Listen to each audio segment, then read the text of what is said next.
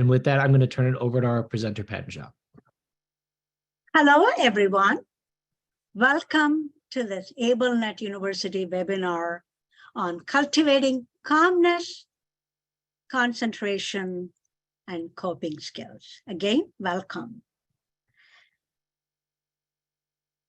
If there is one important aspect to all of us, but particularly for children with growing brains, that is critical not only for their school success, social emotional success, learning success, and as a lifelong support tool, that is calmness, concentration, and coping skills. So that is the reason for me to pick this topic. So as you can see from the agenda, we will spend a little bit of time on the introduction. A lot of the time, how do we strengthen a learner's emotional literacy and competence? And then a lot of the time would be also devoted to the calming strategies, mindfulness practices, breathing and movement-based activities, and also an important aspect, both in terms of our own self-development and also to nurture children, is positive affirmation. How do we engage in positive affirmations and self-soothing techniques so that those are helpful tools in shaping our thoughts and feeling good about ourselves? And then finally, the summary. Calmness and coping skills. Why do we need to focus on that? As a matter of fact, I started with that. Research tells us that the behaviors children exhibit in kindergarten, as early as kindergarten, the attentiveness that they show, or aggressiveness that they may exhibit, or the friendliness they may display, that predicts their adult learning potential. And in order to be successful in school and with learning, they need to pay attention. They need to be able to focus and concentrate. They need to listen and learn, and to be in wise relationship, in positive relationships with others. They have to be able to apply effectively the knowledge, attitudes, and skills in terms of understanding emotions and managing emotions, so that they can communicate their emotions safely. We all know that they need to develop friendship skills so that they have good, positive relationship with their peers. And they not only learn from the teacher and from the home, but they learn just as much from their peers, engaging with their peers. And are we, in our activities, promoting that engagement is a question I often wonder, especially when it comes to children with diverse and complex needs. Are we promoting that togetherness, engagement, peer relationships? Because we want them to be cooperative. We want them to engage in group activities, both during work and during playtime. And we also want them to strengthen their self-regulation, which helps with their concentration so that they can focus on the task and complete the task as successfully as they can. And when they encounter problems, we want them to be able to solve the problems and demonstrate sufficient coping skills when they encounter a task that's difficult.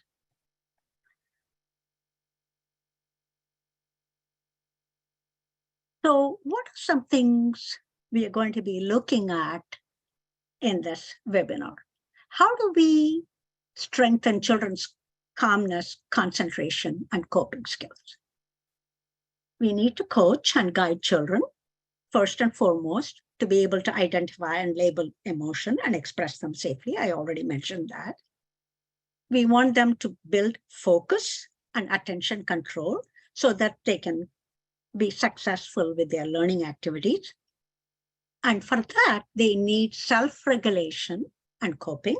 In other words, what is routinely mentioned as executive function, which requires both the attention and the strengthening of impulse control and self-regulation. So one of the things that I'm going to be discussing about, how do we involve children and teach them and guide them to use mindfulness-based practices within, and how can you do it incorporated within your daily routine? How do we help children to practice these mindful breaths and also incorporate some yoga-based movement, postures and movement activities? We want children to be engaged so that they will want to learn. And when they learn, we want them to be able to concentrate. So we have to provide highly engaging, motivating activities. That's one of the first priorities. At the same time, we want to make sure we provide positive strokes to children. And as we go through the slides, you will find there are things that we can do in how we respond to children, how we provide positive strokes, how do we react to children's behaviors. All of these are important in strengthening children's self-regulation. And at the same time, equally important is how do we engage in self-soothing ourselves and also teach children to engage in self-affirmation and self-soothing. We have to teach that deliberately as a skill. Just briefly, many of you may have participated in some of the webinars that I have presented.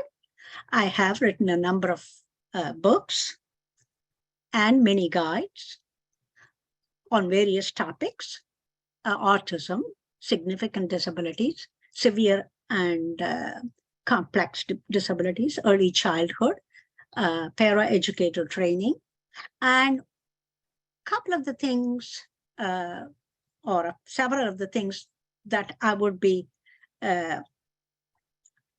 drawing material from would be one of my autism book and the enhancing executive function. And then I do have a mindfulness-based practices for developing brain as a mini guide, and then a behavior strategies book and the autism spectrum disorder mini guide. So I draw from these resources that I have written, authored myself, as well as from a variety of other research-based, evidence-based practice resources. So how do we teach children to exercise impulse control and self-regulation? We want them to think and act. We want them to apply focus and concentration. We want them to be able to cope with challenging tasks. Impulse control is that ability to master and filter out distractions, filter out the thoughts and impulses so that we are not reacting, but we are reflecting, we are resisting temptations, we are resisting distractions, and we pause and think before we act. As a matter of fact, this is just as relevant for adults, but children, we have to teach them almost in a step-by-step manner, especially for some children who experience behavioral issues, that we teach how do we pause and think before we act. What are some ways children exhibit impulse control, self-regulation, and coping skills? We have to teach them how to think about the consequences before reacting to a situation. If a child is interested in the book corner in a book and another child is interested in the same book, instead of getting into a fight or grabbing the book from the other, how can they think about what will happen if I grab the book, or if I pushed her, or if I push somebody who is in line, or if somebody accidentally bumps into me, if I just push that person. Thinking about the consequences, controlling the aggressive behavior and outbursts, understanding the thoughts and feelings and intentions of others. Let's say a child is standing and another child is in the swing, and this particular child wants to have a turn at the swing. How can we teach the other child who is in the swing that the intention, the thoughts, the child who is standing is experiencing and eager to have a turn? We can interfere and say, look, you have had enough time. Now it's time for the other. Or you can teach that as a skill to think about the thoughts and feelings and intentions of others through a variety of activities. And I'm going to be talking about the different activities that you can use. Letting go of frustration, accepting mistakes. Wait, for example, are we using games? When we use games, are they waiting their turn? Or when we are asking questions, are we teaching them how to wait their turn, or to be able to speak in a group, resisting distraction and staying on a task?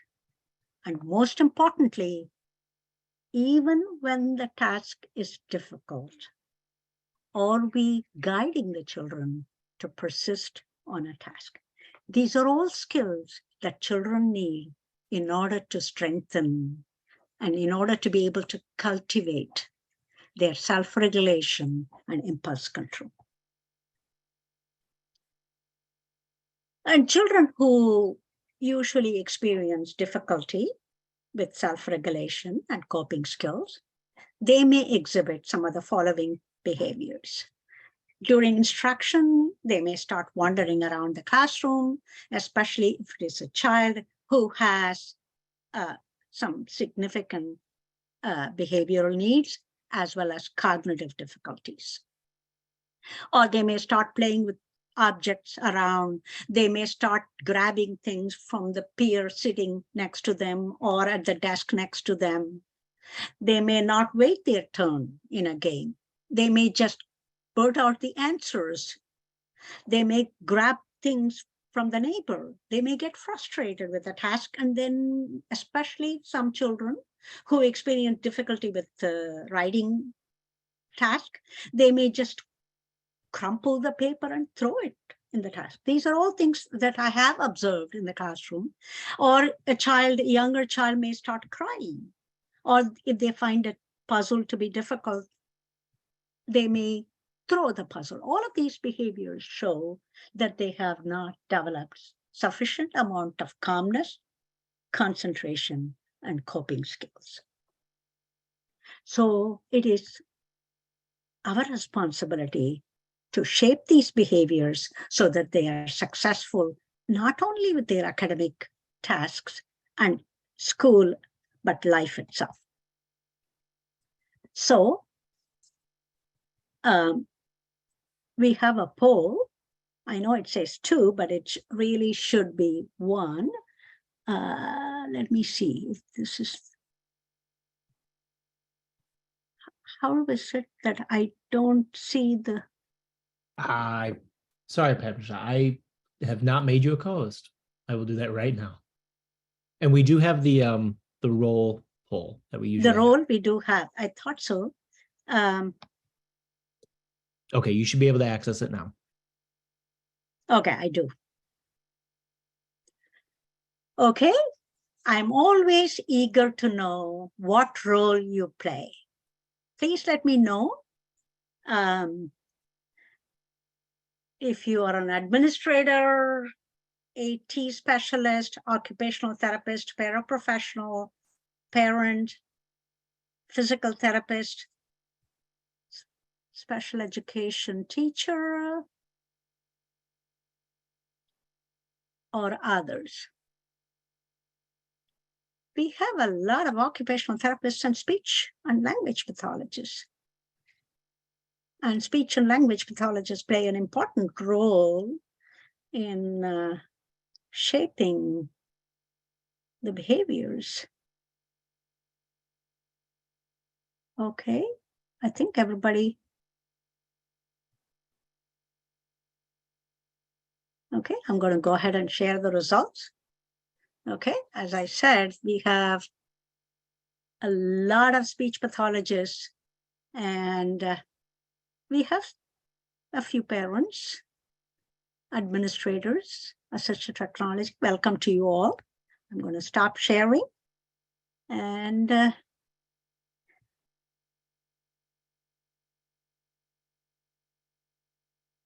so these are some of the things we are going to be looking at. How do we cultivate emotional competence, problem-solving skills, and teach and practice calming techniques? In order to strengthen children's social emotional teaching and build their emotional competence,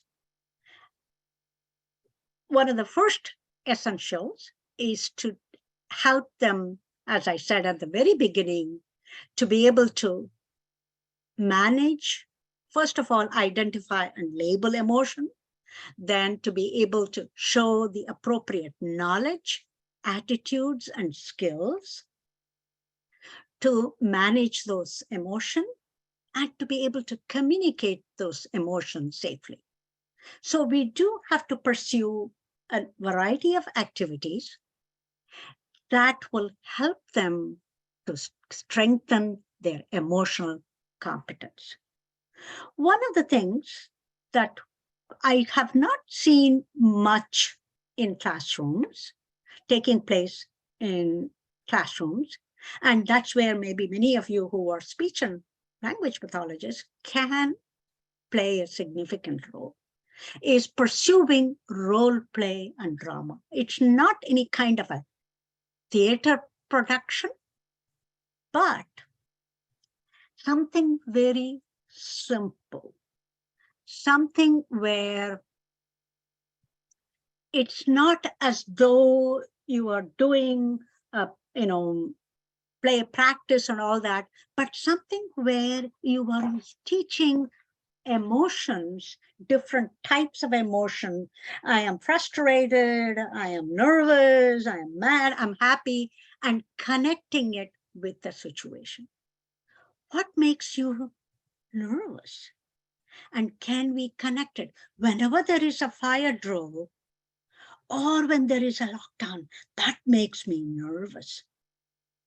When I want to have a turn at the swing and I don't get a turn at the swing, it makes me kind of sad. Can they connect? Can we show emotion pictures, and can they connect it with a situation? And maybe different children can role play the different situations, and we can have, aided with visuals, we can teach and have a little bit of fun role playing and having a little bit of a drama production.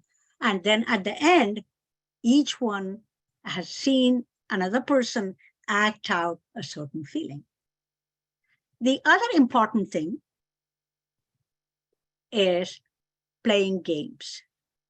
playing games helps bring not only the children together and the togetherness it supports. Playing games is a way to kind of relax and also teach coping skills. When they lose in a game or when it is their turn, when do they take their turn in a game? And game can be used to teach vocabulary. Games can be used to teach math concepts. Games can be used to teach STEM concepts. It's a question of just making sure you are presenting it as a game because it adds to the fun element. And because it adds to the fun element of learning, the children are more likely to be calmer. And the other way, as I mentioned just now, role-playing emotions and drama, is playing the charades game and connecting it with emotions and feelings. And we can do the freeze dance. All of these type of activities are much more joyful. And then you can always connect it with a story and you can act out. The other things that you can pursue is teaching, modeling, and encouraging problem solving. In other words, presenting situation where there is a problem. When you have your class meeting or group meeting or circle time, that would be a great time to engage in this kind of activity, where they are taking turns and they are sharing things. And that would be one way. For example, I have a book of feelings, and one person holds the book and turns the pages, and the children take turns naming the different feelings that is portrayed, depicted in the book. And one of the things I do want to mention here, we often do not give that child who is somewhat fidgety, who has a tendency to move around, who has a tendency to exhibit behavior issues, behavior problems. We don't usually give that child a chance to play the lead role. How about if that is the child who is holding the book and turning the pages and having the other children label the emotion or label the pictures? We often think that that child who is fidgety, who is not appropriately behaving, should be punished. So they should be sitting at the back or going to the timeout. Instead, if we begin with giving that child a turn, maybe that will help build the child's calmness and competence and concentration. And then the other things that would help is increasing music and movement. For example, if you play especially if it is a kindergarten classroom or a first grade classroom, or if it is a small classroom that you meet in a self-contained setting. So though I don't think especially children, all children should have the opportunity to spend as much time as possible in an inclusive setting.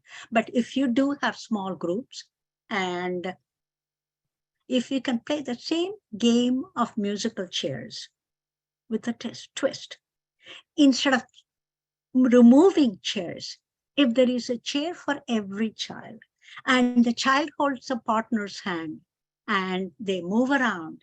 And when the music stops, they find a chair to sit. So everybody has a turn, but we play musical chairs with a twist so that no one is disappointed. And then gradually you can change and add a challenge. But in the beginning, to build that togetherness, you can also make up songs, your own version, if you're happy and you know it. These are all some things you can do to strengthen children's problem solving. In focusing on the calming techniques, I'm going to share with you how do we teach children and to practice the turtle technique. That's from the Center for the Social Emotional Foundations of Early Learning. How do we teach and practice mindfulness practices? How do we practice breathing exercises, yoga-based movement, engage in positive thoughts and self-affirmation? One of the simplest games, it's called Play the Mirror game. Children sit in a circle and you teach emotion words, including not just happy and sad, but crabby or calm or frustrated, embarrassed, nervous, all these different words, build their vocabulary, and they can play a mirror game. And children make feeling faces using the handheld mirror, and they take turns, and they pass the mirror to the next child. And then they say, mirror, mirror in my hand, tell me the feeling I show. Is it angry? Is it sad? Is it happy? Is it scared? So this way, they are having fun. They are passing on the mirror to the next child, and they are all joining in this little verse. And then they are also learning different feelings. They're expressing their feelings, and that builds not only their calmness, but also their coping. How do I handle this emotion? Another thing that helps is using a variety of puppets. Somehow we think of puppets as something only preschool children. No, puppets is something that brings joy to everyone. And if you're illustrating stories, how can we combine it with the puppets? Oh, the angry lion. And the angry lion. All the animals are scared. So how can they make the angry lion a friendly lion? And then use that as a problem-solving situation. What can the lion do to be friendly? And if you give a child a turn to hold the lion, and then if you have other puppets, and if they can demonstrate, they are using problem-solving, but at the same time, it's like fun because they are using puppets, and that will also strengthen their emotional literacy and emotional competence. And this is the turtle technique. This is, of course, usually used with younger children, but we can transform this into an activity for older children as well. This turtle technique is for anger and impulse control, and it helps children to self-manage their anger and if they are disappointed. This technique is a research-based, evidence-based technique, and it has been used with preschool and kindergarten age. It is recognizing that you are angry, thinking stop, going into the shell and taking deep breaths to calm down, and then coming out of the shell when the child is calm. You can do it as a group practice for a few minutes, and then when individual children feel that kind of anger or disappointment or frustration, you can remind them with the turtle technique picture cards that they can use the turtle technique to think of a way to calm down.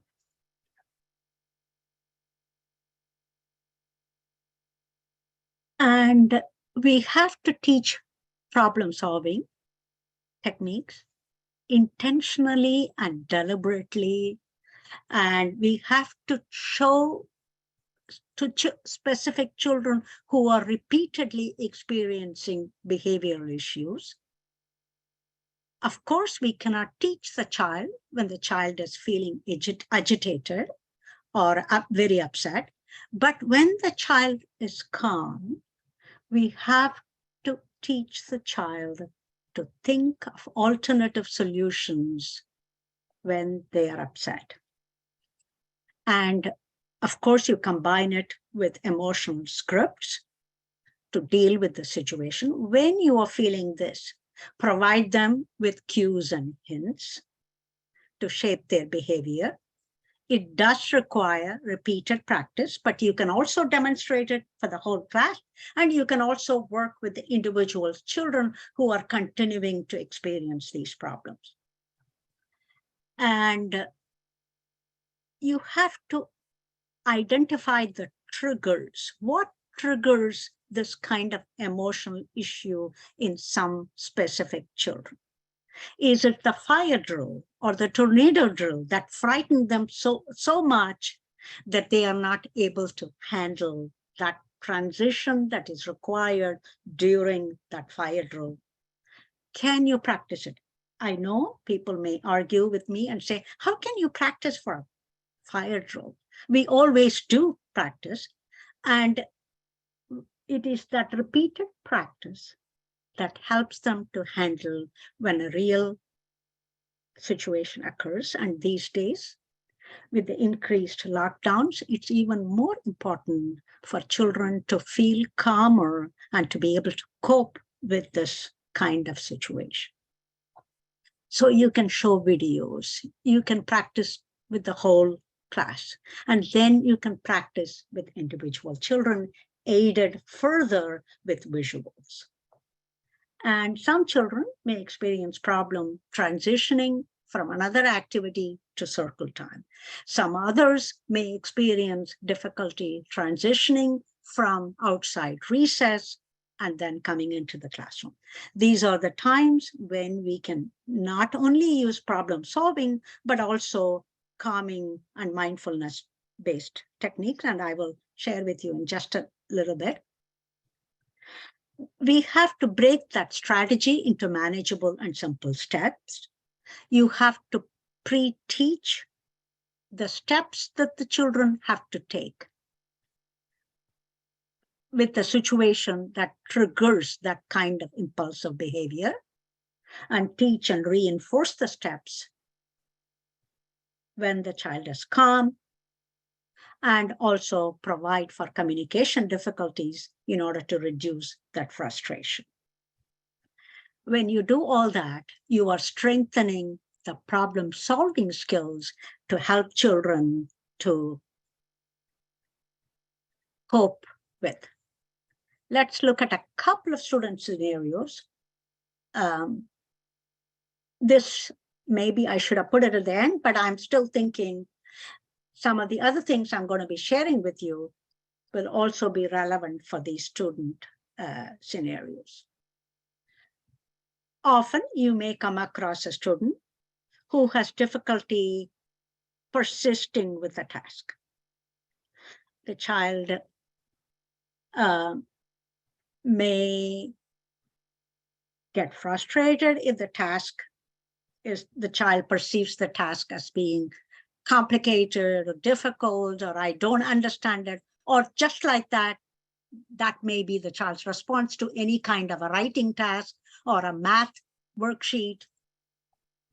So one of the things you can do is maybe the child can begin with taking some calming breaths, just like in the case of the turtle technique. The child can maybe take some calming breath to say, I'm going to be able to do it, and some positive thoughts, so that, and gradually you build the tolerance for the activity. By one of the things that I would like to mention at this point, quite often we expect, if we have a page full of 20 problems, or if there is a writing task that requires writing a paragraph with an older child. With a younger child, the task may be somewhat different and easier and less complex. However, one of the things we have to do is to reduce the amount of the task itself. Instead of 20 problems, can the child do the first 3 and the last 3? Maybe 5. and then gradually increase the challenge.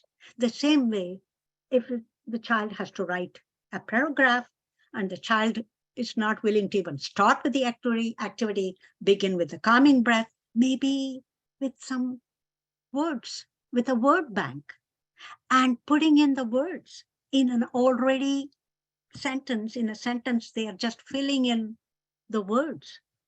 And then gradually they're writing a sentence. Can we gradually increase the challenge to help this child who is experiencing frustration and turns aggressive when a task is given?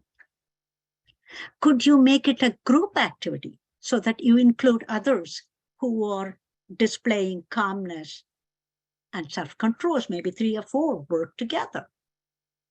Can we make it engaging, adding some multi-sensory items and novelty items so that that's motivating?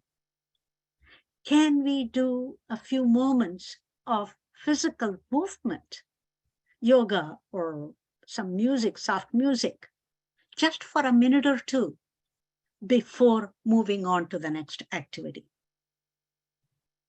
And I mean, we have to make sure that it is not disruptive to the others, but if we can be more creative in our approach, we are less likely to see challenging behavior.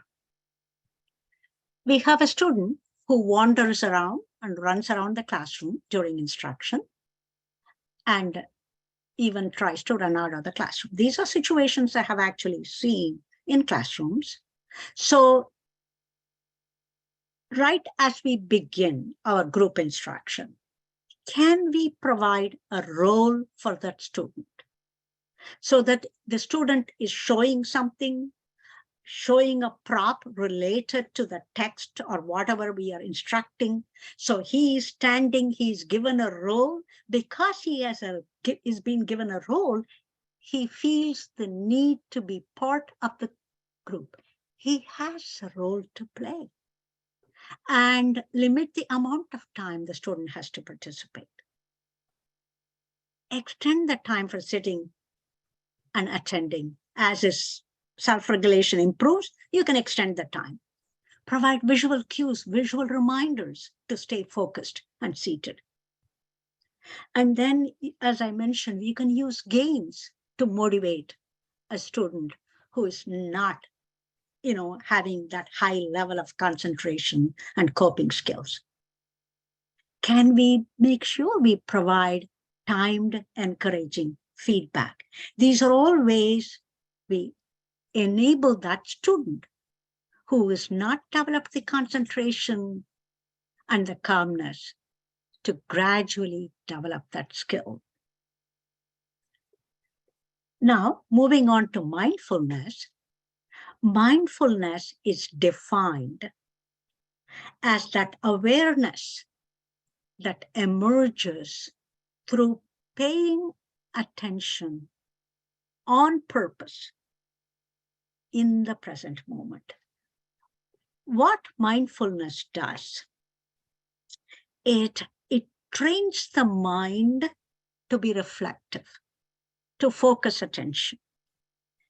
Instead of reacting to a situation automatically, it helps you to better focus, to calm down, understand that whatever we are facing, it will pass, and it helps children to reduce their anxiety and stress level, increases the positive emotion.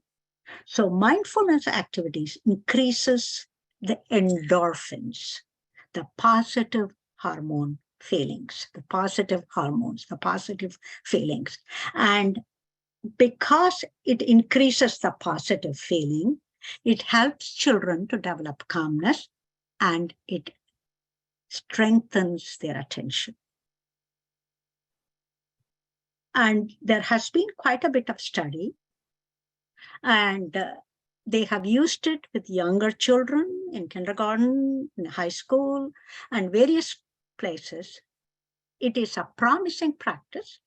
It is not yet an evidence-based practice, But what they have reported, many of the teachers, as a matter of fact, in one of the articles that I read, one of the teachers describes mindfulness as breathing in blue skies and breathing out stormy clouds.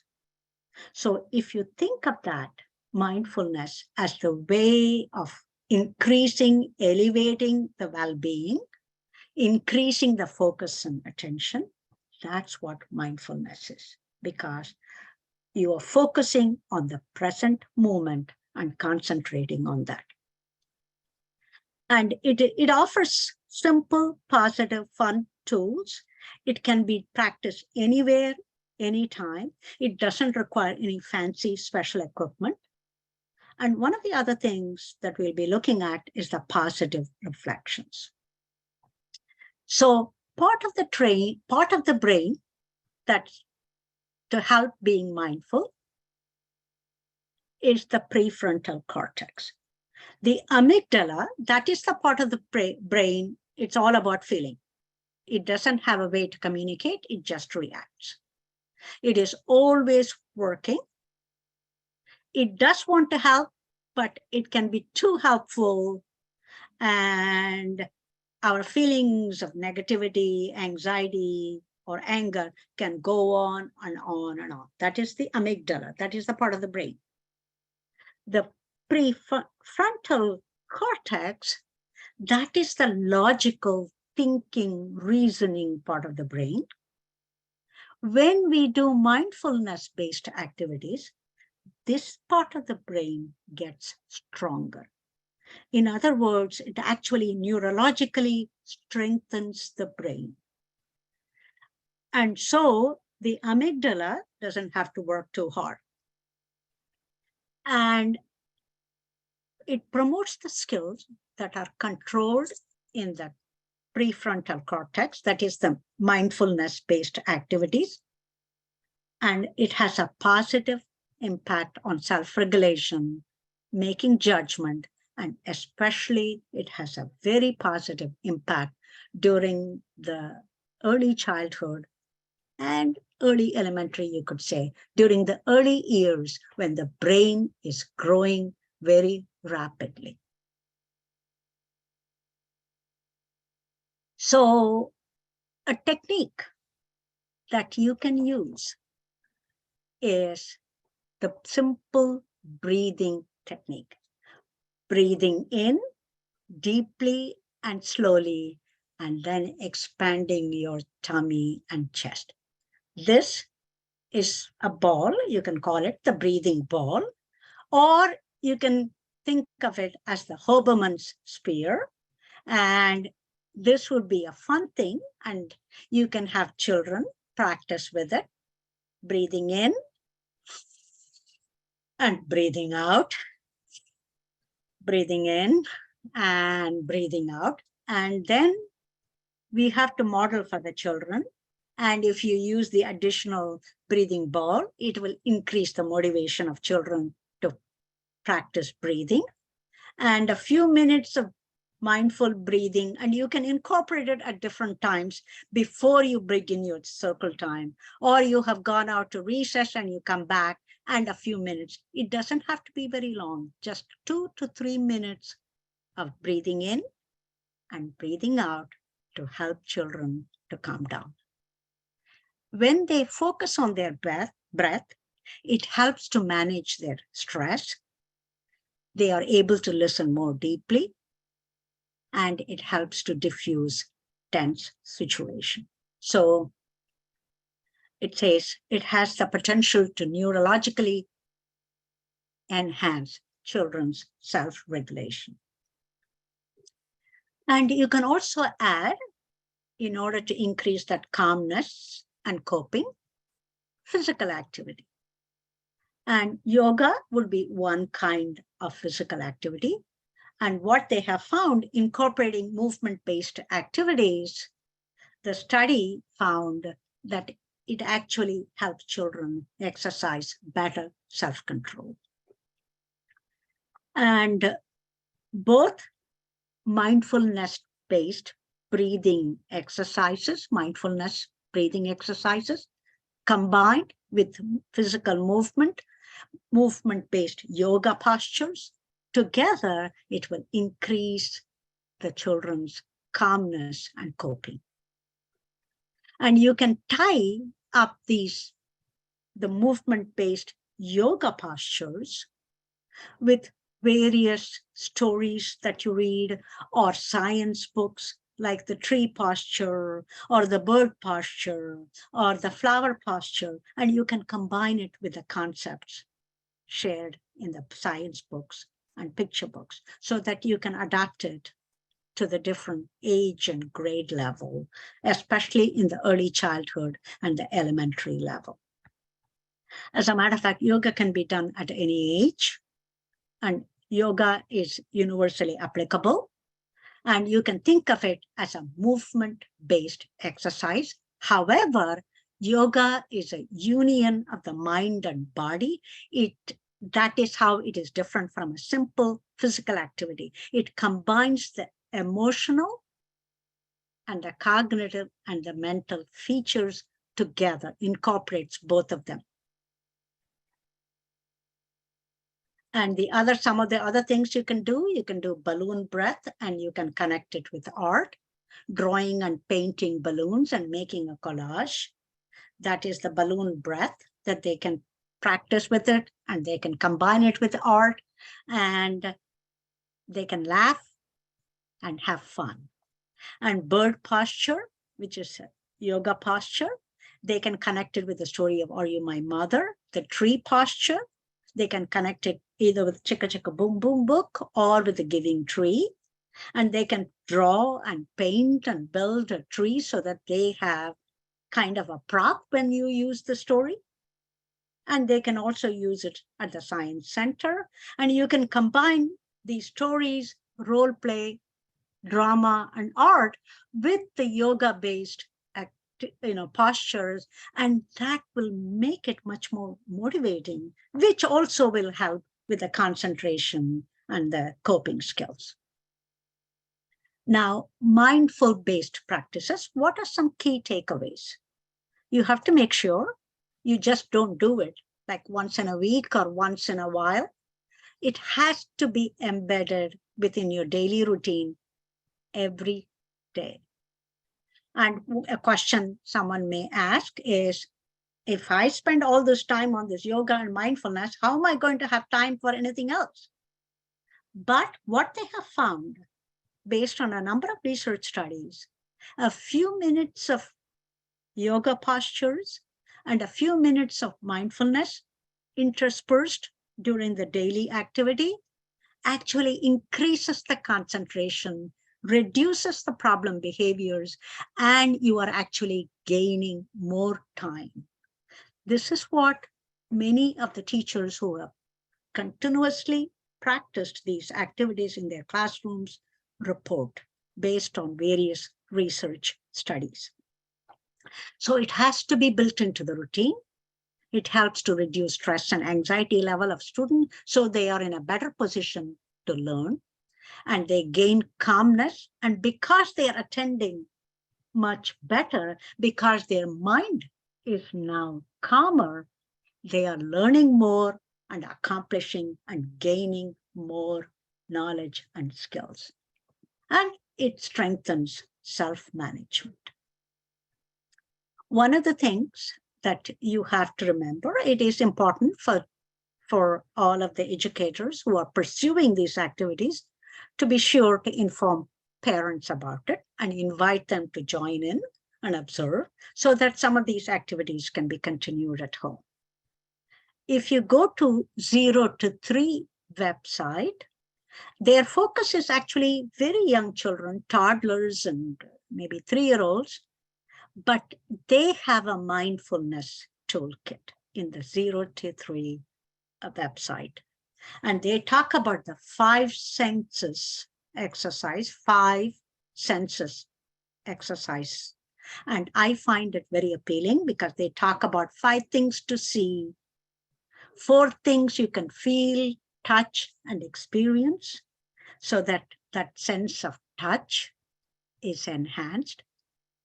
3 things to hear as part of the mindfulness practice. 2 things children can smell and identify.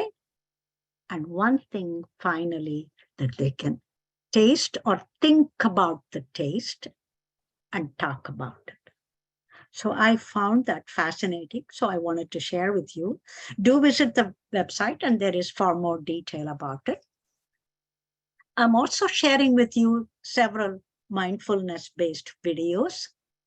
Just Breathe is a short film. I do not want to spend time, but when you have more time, you can take a look at the link that I have provided. These are beautiful videos. And the Still Quiet Place is absolutely fascinating, even for ourselves as adults, to practice the mindfulness, to calm down, and to achieve that kind of mental, emotional equilibrium. And you can also combine it with some AT tools.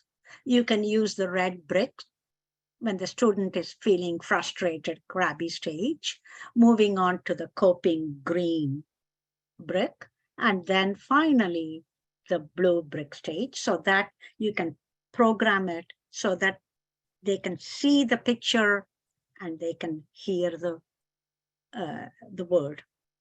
And you can also pre-record a message for calming breath using a Big Mac. Research suggests one of the important things is what they have found is that mindfulness-based techniques not only help children, but when we personally use that and practice it, the way we interpret and react to children's behavior itself changes. It changes our negative emotion when we are facing a child's challenging behavior. It increases our sensitivity for understanding and responding and working with how the children are exhibiting maybe some difficult, challenging behavior. It improves our own sensitivity. I think that is very important because frequently what happens is we tend to be reactive in our approach to children's problem behaviors instead of being reflective. Mindfulness helps practitioners to self-regulate themselves so that we provide supportive, nurturing, co-regulation that children need in order to develop a strong foundation of social emotional skills. So this research was very, very interesting. It not only helps children, but it helps the service providers as well in our reactivity and response to children's behavior. And these techniques, it is important to understand how these emotions work. When we experience frustration, anxiety, and feeling overwhelmed, it saps our energy. On the other hand, when we experience renewing emotions, compassion, caring, and appreciation, it actually puts us in the frame of mind to be solving problems more readily.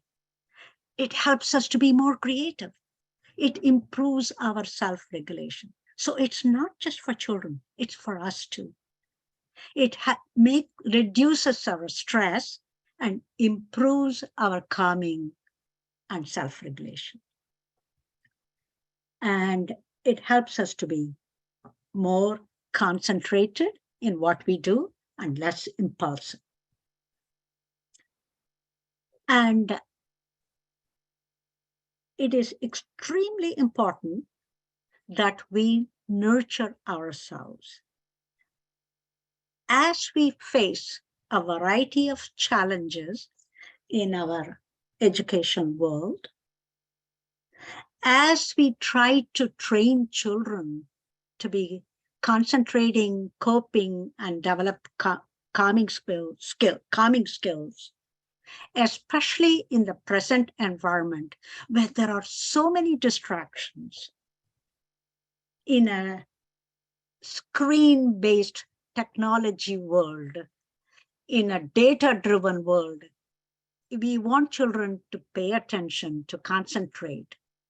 It is important that when we face these challenges, we also engage in self-soothing, nurturing ourselves. At the same time, we also need to teach the students we teach self-soothing techniques. So applaud yourself whenever you react calmly and positively to your students' behavior. It's your ha-ha moment. Engage in mindful thoughts. Teach yourself self-affirmation. I'm calm. I am strong. I am resilient. I am friendly, and I will succeed. Teach yourself this self-soothing. Say that multiple times in a day. When you feel down, it is important that we, who face a variety of challenges as we work with children, it is important for us to soothe ourselves, nurture ourselves, and at the same time, teach your students how to engage in self-soothing through providing positive strokes to them. Awesome, Brian. You picked up all the pieces and put the puzzle away. Wow, what a nice job. Nice job you did walking to the classroom from recess. Oh, all of these various examples I have shared with you. And also at the same time, remind the student of something he or she did that was wonderful, that was positive, that was great. Bring back those positive memories in your students. And for yourself, engage in self-talk and think about positive experiences in your life, positive things you have done. That helps with your own concentration, planning process. And give yourself a pat on the back whenever you find a reasonable solution. I do have a poll.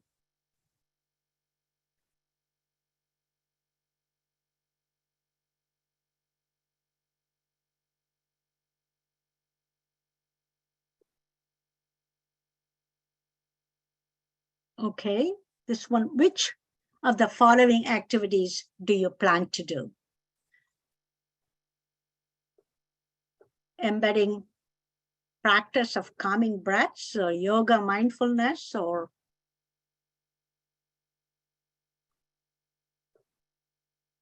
role play and drama?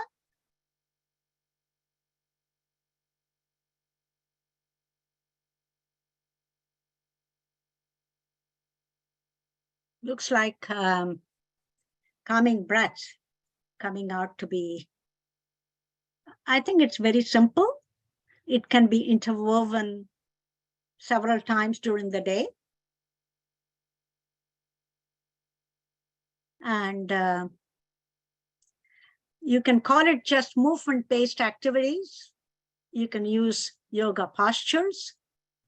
And it is important to engage in positive thoughts. It looks like all of those things appeal to you.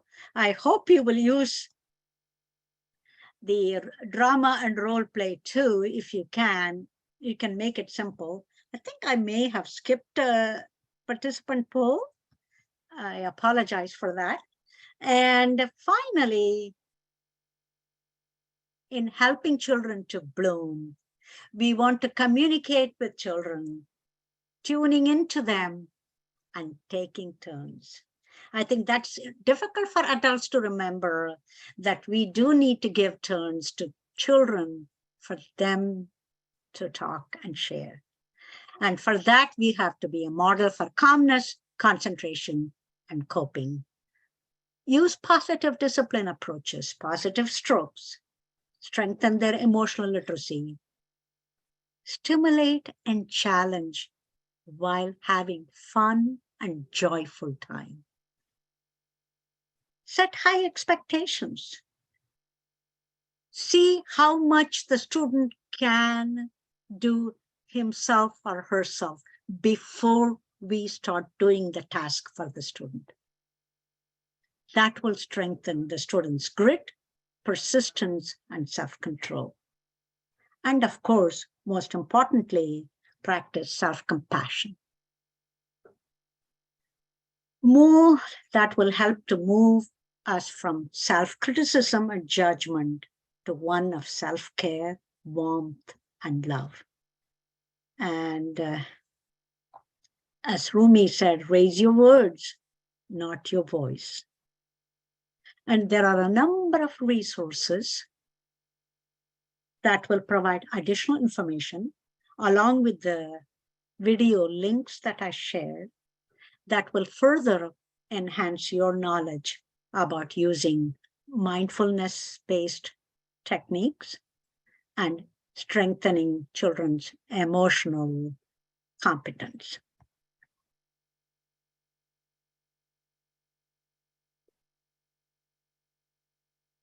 As we come to the close, thank you to each and every one of you for joining the webinar, and also to AbleNet University for hosting this webinar. I'm extremely grateful to them.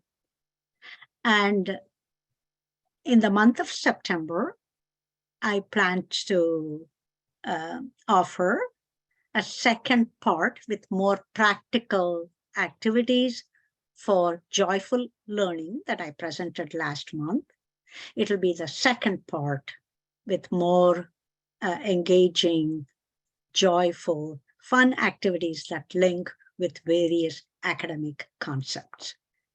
The date is not yet determined. We will let you know. Again, thank you everyone for joining this webinar. I hope you plan to engage in nurturing yourself and focus on renewing emotions and not depleting emotions, and teach the same to your students. Thank you. Thank you, Padmaja, for a wonderful presentation. For anyone that's still with us, if you are looking to earn ASHA CEUs, please be sure to complete the assessment. The survey is, of course, welcome, but the assessment is how we track participation for ASHA CEUs. So be sure to complete that. Thank you for attending and have a great day.